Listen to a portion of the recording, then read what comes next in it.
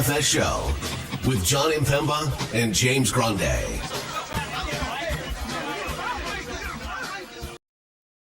What is going on, FA Nation? John Impemba here with Keith Eister. Welcome into the Fantasy Alarm NBA DFS Playbook live show. We are looking at the Thursday 5-game main slate on DraftKings starting at 7 p.m. Eastern Time, running through the 10 p.m. hour with Sacramento Golden State closing out the slate. Keith, you did the playbook here today, so you've got yourself a pretty good outlook on what we should be looking for here. Right before we went live, we're talking about kind of a straightforward slate, right? We kind of have the injury news already. Luka, being the big one that we're, kind of waiting on, but we expect him to suit up here in this matchup against Milwaukee. Yeah, definitely. As long as Luka plays, I feel like it is a very straightforward slate. A couple of good matchups to target, some value already on the board. So unless Luka gets rolled out at 7:01 Eastern or something and completely throws a wrench, even if he does get rolled out, I feel like it's going to be before roster lock at 7. So, but like I'm with you. I think he plays today. Good value on the Lakers. I think we can take some tournament shots there, but there's already some strong value. The Bulls are pretty cheap, and some other places we can look to. Yeah, the Bulls obviously with their injury news, already without Io, and they traded Zach LaVine and no Lonzo Ball. Now Giddey, who's been maybe one of their best plays, since the trade. He's basically been averaging a triple double, right? Yeah, and now he's 22, 10, and 10. Yeah. So we'll have some value at the guard position, but if you do want to spend up today, Luka, Giannis, and Cade are up over $10,000. Your point guards, Luka at $12K. Again, we'll see whether or not he's in or not. Cade at $10,300. We just saw this matchup against Washington, nearly triple doubled for him. You have Steph in the late night hammer at $9,700, and you got Damian Lillard in that Lakers matchup at $9K. Yeah, really strong range, obviously, especially the two at the top. Definitely have the most interest in them. Luka with no LeBron is just lock and load. I mean, I don't care what his price is. Yeah, he should be doing everything out there. Him and Austin Reeves, we'll get to him as well. But yeah, love Luka at the top. Like I said, we have some value already, so pretty easy to get up there if you want to. If you feel more comfortable at Cade, certainly not going to argue with you there, because he, like you said, just smashed this matchup. Has been showing a ceiling very frequently this season, and he's in one of the best possible matchups. So certainly no issue getting down to Cade. Steph, I'm not as interested in. I just don't think he has the ceiling of the other two. That game in general, unless Sabonis gets ruled out, I'm kind of just writing it off. Sure. Just because Golden State's got Kuminga expected to come back, who's been out for a very long time. We know Kerr likes to mess with his rotations. Kuminga isn't playable because he's going to be on a minutes restriction more than likely. It messes the whole Golden State rotation up. So that's a difficult one for me. Sacramento has Sabonis potentially coming back as well. So that game is just not very appealing in general. So I'm almost treating this like a 4-game slate. Sure. Lillard is certainly great. He has upside. I do prefer Giannis if I'm choosing between the Bucks studs. The Lakers have actually played really good defense since Vanderbilt came back. DFS obviously has a bigger role now with Rui Hachimura being out. So strong defensively have the Lakers been. But Lillard can find a ceiling in any matchup. So I don't mind going there, but Luka and Cade definitely my favorite in the top tier. Yeah, just with just LeBron James off the floor this season, Luka as a member of the Lakers, 45% usage rate in a 150-minute sample size, which is obviously insane. 1.8 fantasy points per minute as well in that spot. So, and that's only LeBron. They're without Rui Hachimura and whatnot there as well. Jackson Hayes for whatever he would bring to the table. But just the big player there, LeBron off, Luka's got a 45% usage rate. So yeah, insane there. Your next tier down, Malik Monk coming back, $7,600. He had returned, sat out the last game, in on this one. We'll talk about Austin Reeves at shooting guard, just kind of help out that position a little bit. You got Jordan Poole at 75, CJ McCollum at $6,900 here at the 6K and 7K range. Not a fan of this range whatsoever. Just Malik Monk in a tough matchup against Golden State. They played great defense all season long. You could take some shots on Poole if you want. He might find a ceiling. He does have an okay ceiling, but there's just a lot more to like further down the salary tier here. I'm just really not interested at all, especially if we're moving Reeves to shooting guard, CJ McCollum in a really tough matchup. Yeah. Basically avoiding this range altogether. Yeah, your two highest rostered players today are in the value range. Trey Jones and Cole Anthony are two of the three highest rostered point guards players overall in the slate, not just point guards here. Where are you with Trey versus Cole tonight? Yeah, I mean, rightfully so on both accounts. Cole has had a big role ever since Suggs has been out. Trey Jones already had a big role with Lonzo Ball and Ayo Dosunmu out. Now you add Josh Giddey to the list of inactives for the Chicago Bulls. And Trey Jones is basically locked in as the starting point guard playing 30 minutes with plenty of shots available. Giddey's usage rate over the past 10 games or so has been up around 25%. So there's going to be more shots. There's going to be more assists. Like I said, he's averaging basically a triple-double. So plenty more potential assists for Trey Jones as well. Cole Anthony has had a really nice ceiling. It's a fantastic matchup for him. He's also had a horrendous floor. So there is definitely some risk here. Yeah. He's been ice cold from the floor. Grani and I were discussing the magic in this matchup and how you would rank him, Paolo, and Wagner. And he said he had Wagner last, and I said, well, if nothing else, that Franz going to give you like 35 fantasy points. Like he's not going to he may not have the ceiling anymore, Paolo back, but he's not going to completely burn you out like we've seen Cole Anthony do like time and time again. But Anthony also pops up for that 50 fantasy point ceiling randomly, which can help out. D'Angelo Russell's also getting ownership now. Grani and I broke this one down as well. The last couple of games here, Brooklyn has been without one of Russell, Cam Thomas, or Cam Johnson. It seems like tonight all three are going to be active here against Chicago. How are you approaching which net to play this evening? I'm going to lean into the usage. And for me, that guy is not necessarily D'Angelo Russell. We will get to him in a moment. I believe he's small forward eligible, actually. Yeah. All three of them did play on March 6th. So I dove into that game log quite a bit. Yeah. Russell was limited in that game. It was only his second game back from injury. He only played 24 minutes. I just feel like of the three, the guy that's going to yield the usage, it's either Russell or Cameron Johnson. Yeah. I feel like Cam Thomas is definitely going to get his shots up. He's always been doing that no matter who's on the team. Yeah. So Thomas is going to get his 30%. I think the question then becomes, is Russell the second guy or is Johnson the second guy? If he wasn't getting ownership, I'd be very into the play, but I think he's going to be pretty popular. Yeah. I'm lukewarm on D'Angelo Russell. I certainly wouldn't talk you off of him if you had a different stance, because it is a fantastic matchup. One of the biggest jumps in pace you could possibly find. Brooklyn is dead last in pace. The Bulls are third, I believe. So massive pace up spot for Brooklyn. I have a ton of interest in Brooklyn, but Russell would not be my favorite. Yeah, and like you said, if you're looking at ownership, it's certainly an opportunity to be a little bit different on a smaller field, right? That can separate you on these 5-game slates, where if 30% is on one guy, you can get away with it. Grande last night cashed in a contest with a 0 from Chris Boucher, because it was chalky. It was like 30% of the field was in on Boucher. So, you fade the chalk a little bit, you have a chance to still make some money on that one. All right, rest of the value range. Now, early the other day in this similar matchup, Schroeder was getting some ownership love because there wasn't a lot of value. Not as much on Schroeder here tonight, but still, he's going to play that like 20-plus minute role. Same thing with Jose Alvarado. Both of those guys kind of in similar spots here. Thoughts on them? I actually prefer somebody down a little bit cheaper even. Okay. Alvarado and Schroeder are fine. Keon Johnson is fine. All of them have okay roles. I feel like the guy with the biggest role in this range is Gabe Vincent. Sure. I have a lot of interest in all these cheap Lakers. It's going to be the Luka and Reeves show. We know that. But who's going to step up and be that third guy? Is it going to be Gabe Vincent? Is it going to be somebody like Dalton Connect? So I'm going to throw darts at all of these Lakers. That's basically this is assuming Luka plays. If Luka gets ruled out for some reason, then obviously these guys become massive chalk. But if Luka plays, spending down for these other Lakers tertiary pieces is the way that I want to get different in tournaments. I agree with you.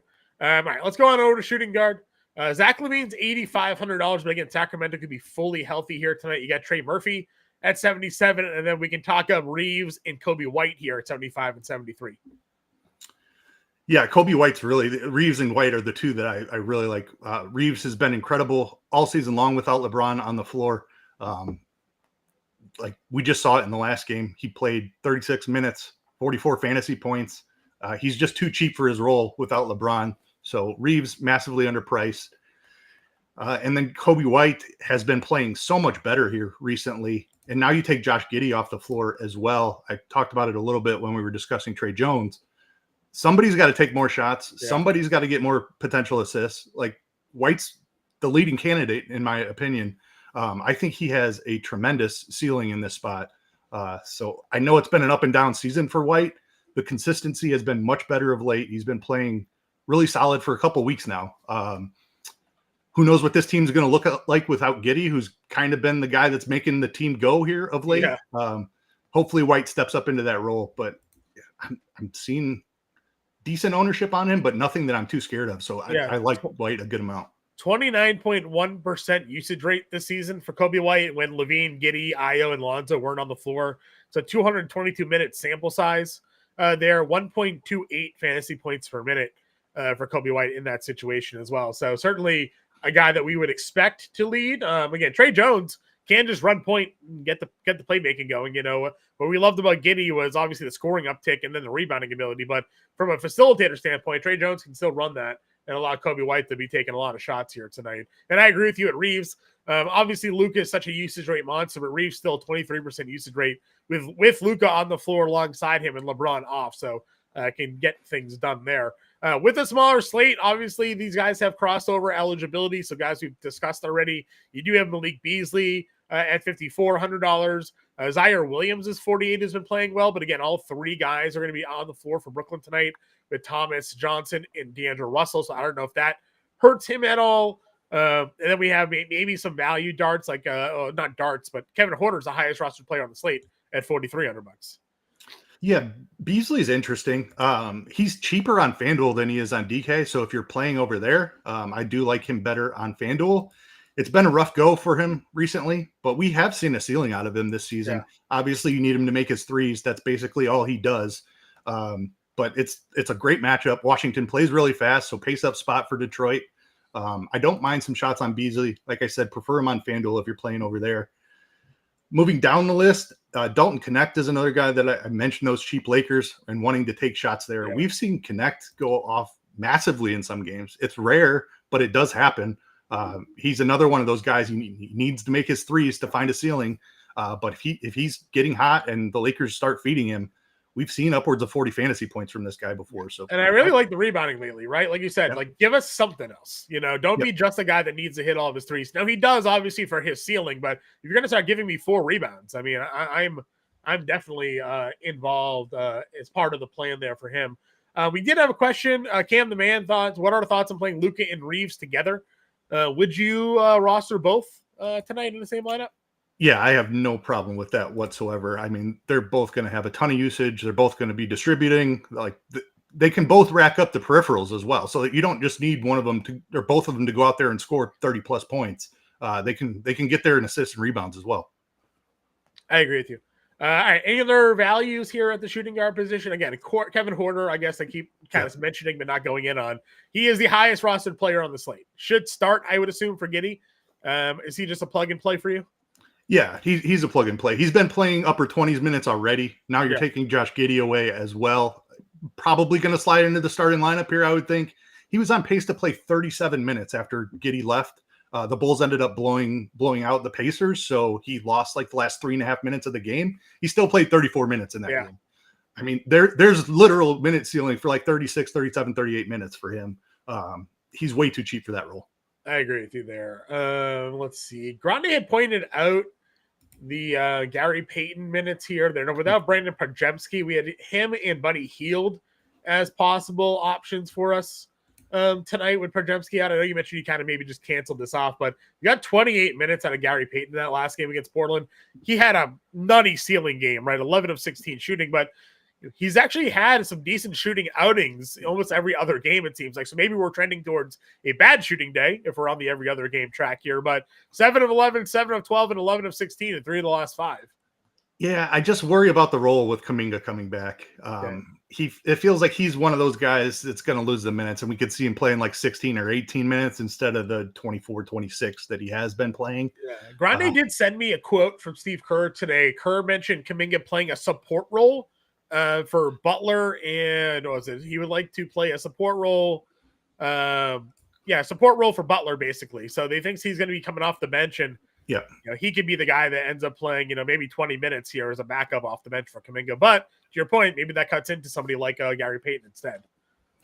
Yeah, I mean, I think it's going to be Payton or somebody like Moody probably loses the minutes, but somebody in that rotation is going to play less than they have been playing. Yeah, Hield was the other guy. Yep, definitely could see a decrease there as well. So if you told me Gary Payton was playing 24 minutes, I would have interest, but I'm not sure that he sees that tonight. Small forward, we have Zion at $9,400. Now, no Kelly Olynyk tonight. And I think, did Messi end up getting ruled out already? Yes, he did. He did. So kind of curious now if they move Zion back to power forward and they play Carlo at center, if we get someone else at small forward, maybe Bruce Brown tonight starting at small forward. He started the other day, obviously, and had himself a pretty good outing. But you do have Zion in this Orlando matchup. It's not a good spot for New Orleans, pace down against Orlando, but you have him there. You have Wagner the other side of that matchup at 84, DeRozan and Butler in that top tier. Yeah, I think it is Bruce Brown that slides into the starting lineup. We know CJ and Trey Murphy are going to start with Zion. Yeah. And then I assume it'll be Carlo and then Bruce Brown, I think, is the final piece there. So he's an interesting play at the small forward position as we get down the list. Another guy you can differentiate in tournaments with a little bit.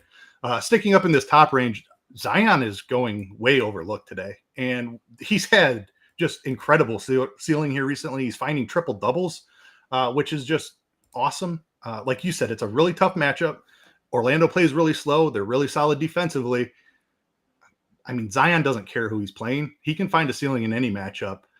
He's sandwiched right there in between at power forward between Paolo and Giannis. So that's lowering his ownership. Yep. I mean, I know it's not a great spot, but if you're looking for sneaky ceiling that nobody's playing, I have a ton of interest in Zion in large field tournaments, especially. The fact that we've now gotten him 32 and 33 minutes in two of the last three, and he would have gone over 30 had that game been competitive at all in that second Houston matchup. I'm with you. Again, now the price isn't what it was earlier. They're moving him up, right? $9,400 here. I think that Zion certainly in a great spot. Josh mentioning as well, Mo Bamba likely to start potentially. I could get in some Mo Bamba if he starts over Carlo. I still like Carlo, I think, as well, because I don't think Mo Bamba's going to play 35 minutes. It'd probably still be like a 26 to 22 sort of split there. But I'm good either way. We'll get to center here. Peyton versus Bruce Brown, though, is his question. So let's just jump to Bruce Brown now. $4,000, played 30 minutes against the Clippers, had 26 fantasy points there. Started for Zion in that last game. Again, now we maybe anticipate him starting without Olynyk and without Messi active, which you got to think Brown over Peyton here, right? Yeah, definitely. I feel much more secure about Brown's role than I do about Peyton's, especially if he starts. I mean, he's going to look like a pretty solid value here. Agreed. So definitely Brown over Peyton. You can also play Hoarder here. You can play Connect here. A lot of these guys cross over value. I do like Cam Thomas, as you mentioned. He's just a guy that's going to get his shots up. And this is a high, pace game. We expect Brooklyn to score a lot of points here. This is a guy we've seen score 40 actual. Was it like 3 games in a row a couple years ago or something like that? It was like him and Kevin Durant or something like that. That's done it. So yeah, I'm full in on Cam Thomas here if we're going to get over 30 minutes. Yeah, over 32% usage on the season. He played the majority of those games before the trade deadline. So we haven't seen this version of Brooklyn very often. I fully expect him to get that 33% usage and possibly even more than that. Took 22 shots in his last game. Played 32 minutes as well, which you like to see. He's been increasing the minutes load every game since he's returned. So I loved Cam Thomas here. Awesome matchup, like you mentioned as well. Yep. Anybody else for you at small forward? Let's see here. We talked about Connect already. Yep. Nope. I think that does it. There's not really much difference on ownership, like the guys we touched on. Wagner is getting ownership love, I guess, 27%, but I just think this is too expensive. Yeah, and we just haven't seen a ceiling. I went back. It's been over a month since he scored over 45 fantasy points. Yep. I mean, that's it's less than 45 isn't enough at this price. Nope. Even on a small slate. You need 42 for 5x. So it's been a long time. So I'll let 27% of the field play Franz here tonight. Power forward, Giannis, 11-7. He has not paid off the price tag the last couple of games for him as well. 30 actual, one game, 17 rebounds in another. If you combine those in the same game, we'd be talking about a big performance. Do we think we get that here tonight against the Lakers? Yeah, I mean, obviously you need Luka to play, I think, is number one. If Luka doesn't play, I'd be really concerned about a blowout here. Yeah, I don't know what the Lakers would do here. Yeah. We'd all be playing Austin Reeves. I know that much. For sure. But when we'd be playing 3/4 of Austin Reeves, more than likely. But we would still do it. Yeah. I'm interested in Giannis. I just like Luka a lot more. Just because the Bucks are basically fully healthy and Luka's basically the only guy with Reeves. So I feel like Luka's ceiling is so much higher. The Lakers have played really good defense, as I mentioned, with two really solid defenders in Vanderbilt and Finney-Smith getting good, solid run here. Not that whoever's defending Giannis matters. I mean, he is as tough of a matchup as there is in the world. So, yeah, he could absolutely go out there and blow away the slate, score 80 fantasy points, and be the guy that you have to have. So I will have some exposure throughout my 20 lineups, but I definitely prefer Luka if I was choosing one. Yeah, I took the over 12.5 rebounds on Giannis here today because I don't know what the Lakers are going to do in the front. It's averaging like 18 rebound chances a game over the last 5. So we'll take the rebounds for Giannis. We're going to do some props here today. Banchero's 9K. Again, he's been the one that's really been getting the job done more often than not for this Orlando team. Would you be willing to spend the $9,000 on him today? I love Paolo in this spot. New Orleans has the worst defense in the NBA. Paolo, like you mentioned, has been finding a ceiling much more frequently. He's back up to 36 plus minutes, basically. He's played 36 in seven straight or something like that. So the minutes are back. The ceiling is back. Franz is not playing as well as he was earlier in the season. It's back to being the Paolo show in Orlando, and we know that comes with a 60 fantasy point ceiling. So I am highly interested in an awesome matchup here, especially against the Pelicans are already bad on defense, and now they're missing Nisi as well. Yeah. So you're going to get defense from guys like Carlo and Bamba and whoever else they throw out there. So love this spot for Paolo. I agree. Butler, $7,900. Again, had a good triple-double his last game. You have Cam Johnson at 61, and then Tobias Harris continues to just be really solid at $5,900. Yeah, Butler's been really solid. I don't have anything bad to say about him. I worry about the ceiling a little bit. I don't expect him to triple-double every game, although he's been flirting with it a little bit here as a Warrior, it's great to see him playing well again. I don't think this is a slate that I need to go there. I can go up or down from this price tier. Yeah. Cam Johnson's the guy I really have the interest in. If Russell isn't taking the shots, the second guy in the offense is going to be Cameron Johnson. I mentioned that March 6th game where all three of them played. Cameron Johnson was actually the leading scorer in that game with 26 points. Yeah. So we have seen him perform next to these two guys who are coming back tonight recently. What I like also is his rebounds and assist numbers lately, right? Like, and you're even getting some steals there. If he can, you're going to be able to start producing other things and scoring like Cam Johnson's kind of always been known for. I'm definitely down there at 61. Then I mentioned like Toby's just as solid as they come. 31 minutes again. It's probably going to be a blowout in this game like it was the other day, but still 29 fantasy points, 30 is around 5x for 5,900.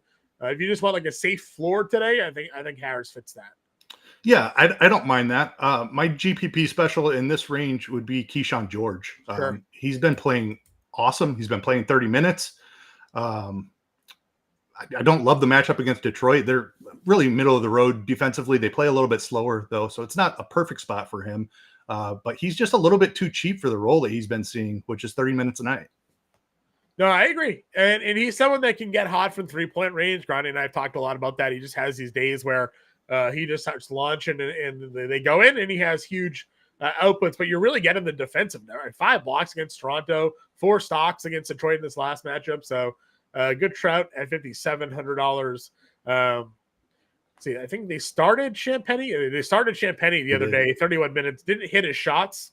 But if you're going to get another 30 minutes out of Champagny, could be worth a look. Yeah, I don't mind that. And then you have obviously Bazulis here at $4,800, and then the Pelicans plays. We had a question on Santos. I don't think we do anything with Santos with the Warriors being healthy. So outside of Podziemski there, obviously. But what do you think goes on here? Yeah, no thanks for Santos. For me, especially when we have some really strong plays a little bit higher in this 4K range. Yeah. You mentioned Buzelis. Again, taking Giddy off the floor just opens up rebound chances. Giddy's been getting 9-10 boards a game. So Buzelis could certainly see an uptick in rebounding here. He could see an uptick in usage. He's been playing solid minutes. He has not been consistent and as productive as we want him to be in those minutes. But 4,800, a guy who's going to play upper 20s minutes and has a chance to step into a larger role with the biggest producer being off the floor. I'm interested in Buzelis for tournaments for sure. Vanderbilt is an interesting guy, a guy who can get there via rebounds. He can get there via stocks as well. Solid defender. He's been playing solid minutes the last 2 games, at least 26 minutes in each of the last 2. Somebody on this Lakers team is going off besides Luka and Reeves. So I'm throwing darts at all the other cheap guys, and Vanderbilt's a big part of that. Carlo, assuming that he jumps into the starting lineup here, even if he doesn't, I think we could see Bamba start and play like 20 minutes. And Carlo still plays 28 to 30.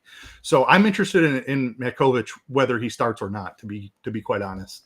We've seen him be pretty solid per minute, and it's just too big of a role for this price tag. Yeah, and there's a chance that he just gets extended, right? Like, they're not, if they're not committed to Bamba because Carlo's out there knocking down plays and shots, like they'll just play him. So yeah, I mean, if he doesn't start and nobody plays him, I love that. We've seen Bamba get in foul trouble plenty of times. So probably Bamba gets in foul, 2 quick fouls, and then all of a sudden Carlo's out there with 4 minutes into the game. Yeah, at this point, we know what Mo Bamba is. He's been in the league for like a decade, it feels like. So we kind of get that down there. I feel like New Orleans knows that too, and that's why even if they start Bamba, I think 26 minutes would be an aggressive projection for Bamba as a starter. I'd have him more down in like the 22 range. Josie wants to know Luka or Cade. If Luka plays, I think it's Luka. But obviously you're saving some money with Cade. Cade's coming off of a near 20+ point triple double. So if you like it there. But Luka's got, again, to reiterate for those who are just joining in, without LeBron James on the floor, Luka in like 155-minute sample size has a 45% usage rate and a 1.8 fantasy point per minute. Those are just insane numbers to have there. And last game out, he didn't even play well against Brooklyn and still went for 60. So it would be the Luka show for me over Cade. But again, if you need the money, like Cade can go for 60 in this spot too. Like I'm not going to sit there and downplay what Cade Cunningham has done this season. Any interest anywhere else here at power forward? That's, I believe, as low as I would go. All righty, center we go then. What do you think? Do you think Sabonis plays tonight? I don't really have a strong lean on it. I feel like he probably tries to make it back. Yeah. So if I was guessing, I would say he does play, but it's probably a coin flip. Yeah. Obviously, if he doesn't, that opens up Jonas Valanciunas, who's been awesome. Last game against the Knicks, notwithstanding, he had the big blowout there. He played 22 minutes and still doubled and had 30 fantasy points. Assuming that we do get Sabonis back, though, you can't play J Val at $7,900. I think the next 2 centers I would look at would be Duren and Green here. Yeah, Jalen Duren is probably my favorite play on the entire slate. It's just an awesome spot for him against Washington. They give up the most rebounds in the league. He only played 24 minutes in the last game that they played because it was a blowout. He still had 15 points, 13 boards, and 2 blocks. I feel like he's a lock for a double-double in this spot. If Washington can keep up just a little bit more and push Duren into that 28-minute range, then I think his ceiling is just massive in this spot. Yep, I would agree with you. Well, the other thing is, like, also we talked about on the preview show this morning, Jalen Duren doesn't play 35 minutes. So when these games get blown out, he only missed a 4-minute rotation in that last game because that's all he was going to play. So you're pretty much getting max Jalen Duren run even in blowouts unless they limit him to 20, which just doesn't seem likely here. So I'm with you. And Duren getting over 20% of the ownership here tonight as well. I do like Draymond. He's been filling out the stat sheet. Again, even in kind of a down game against Portland, still give you 26 fantasy points. He's had a ceiling of 40 and 48 when he's actually scoring. The rebounds and assists have been great when Steph is going well. Draymond's going well. He's averaging, I think it was like 13 assist chances, 14 assist chances per game over the last 5 games for him. So another guy that could be like a low-level triple-double threat, but either way, someone that's filling up the stat sheet once again. Yeah, if Kuminga wasn't coming back tonight, I would be all in on Draymond. He's been playing incredible. I just worry that he's not going to see 32 minutes anymore. He's going to be in the 28 to 30 range. So a little bit of a hit to his ceiling there. Sure. But yeah, I'm with you. Just super solid production. If you find yourself in this price range, no problem plugging in Draymond.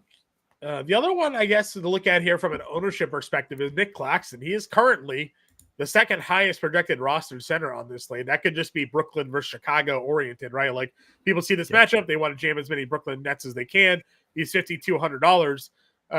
This is a guy that we did see a 41 fantasy point game against Golden State, but an outlier 10 assist game from Claxton in that one. You're not going to see that often here. Are you chasing the chalk with Nick Claxton tonight? I am, and it's just because of the matchup, really. I've played centers against Chicago all season long, and it has worked out very well. They give up the most points in the paint. Vooch is back now, so the rebounding is like they're a solid rebounding team with Vooch on the floor. You do take Giddey off the floor a little bit, who's been an awesome rebounder here recently. I love the spot here for Claxton. You obviously worry with Cam Thomas in the lineup that there's not going to be enough usage. I feel like 10 rebounds is on layaway for sure. It's whether he can get the shots up is the thing, and he'll add a couple of blocks or steals too. All right. And then value in this range. Wendell Carter Jr. is actually getting some ownership love tonight as well. Again, the minutes for him have been pretty decent. Production-wise, hit or miss, but a good matchup against New Orleans.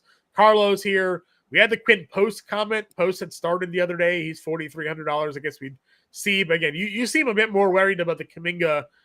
Grande was like less enthusiastic about the Kuminga minutes. He made it seem like Kerr's just going to play him like 12 minutes tonight because it's his first game back and he's coming off the bench.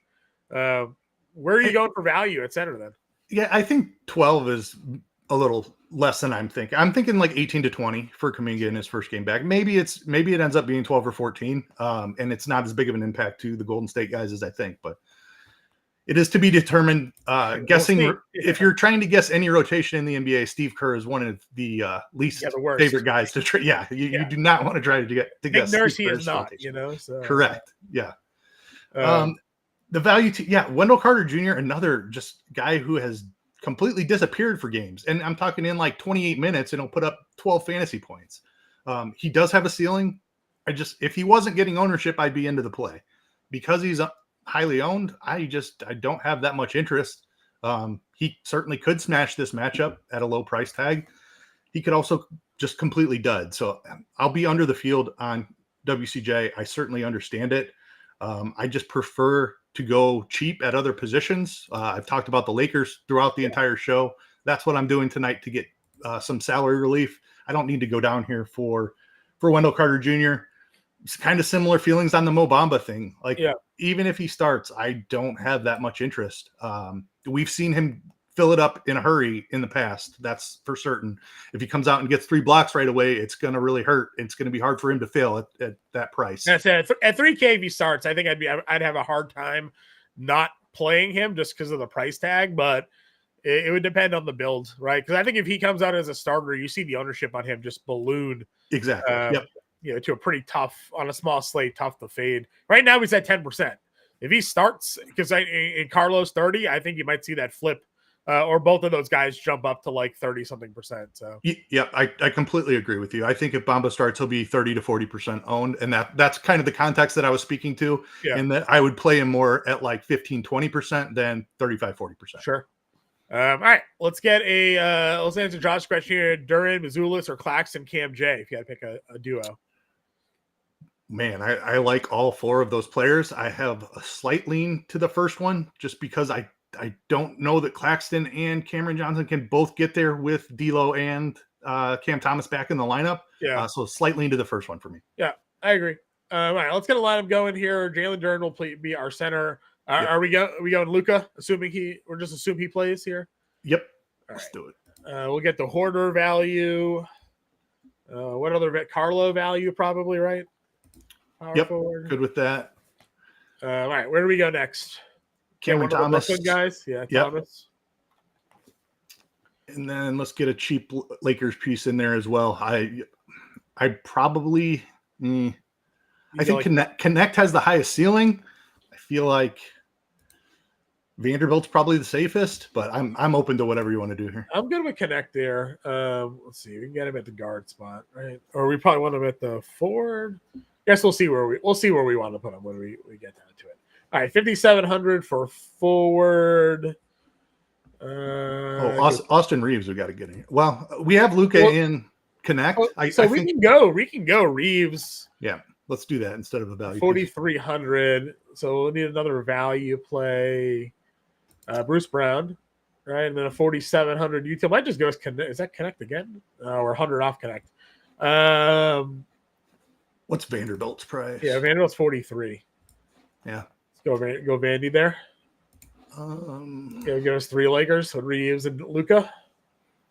Yeah, I think that we can count on Luka or Reeves to get the assists, one of them to get the points, and Vanderbilt to get the rebounds. I think all three. Yeah, I think all three can get there. All right, example lineup for everybody playing Luka up at the top. Luka, Horder, Cam Thomas, Mark Maktovich, Duran, Reeves, Brown, and Vanderbilt. Again, you can mix and match this however you want. We got $400 left over. Keith's got your playbook live over on Fantasy Alarm. You can check that out. You got the 7-day free trial going on. FantasyAlarm.com/win. Promo code Let's Go. We also have our new promo going down. If you want a free month of Fantasy Alarm, if you're a current subscriber, change your avatar on FanDuel or DraftKings.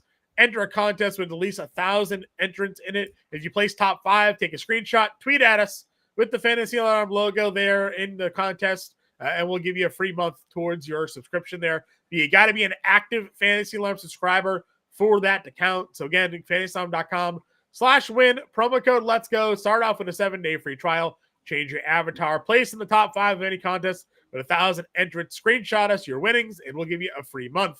The Prince wants to know, no Milwaukee, question mark.